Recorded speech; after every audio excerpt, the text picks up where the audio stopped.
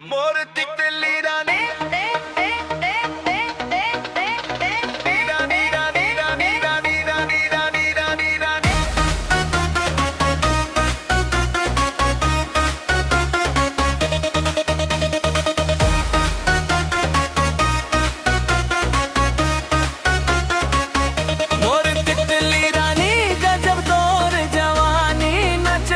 मन झूम झूम के मोर तितली रानी गजब दौर कहानी दिला लेगे घूम घूम के।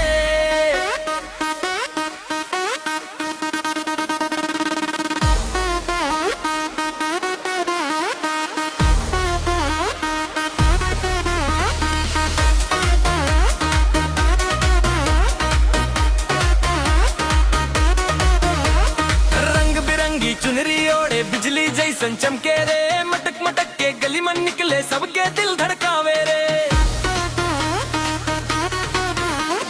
तोर नखरा आवे निराला, तोर हंसी गुलाब के फूल, तोर बर दीवाना हो गए गाँव गाँव के संगी कुल। मोर तितली रानी गजब तोर जवानी नचे माया मन झूम झूम के। मोर तितली रानी गजब तोर कहानी दिला लेके घूम घूम के।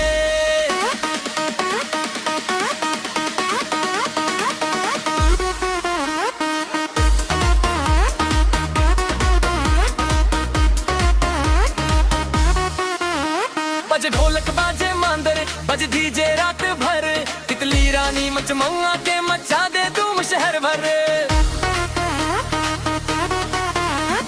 झुमका डोले कंगना बोले पायल छम छम गाए रे, तोरा दावत देख देख के जीरा मोर मुस्काए रे।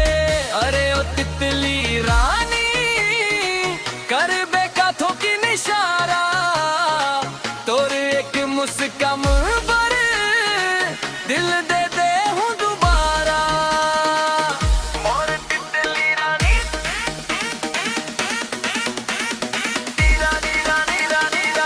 मोर तितली रानी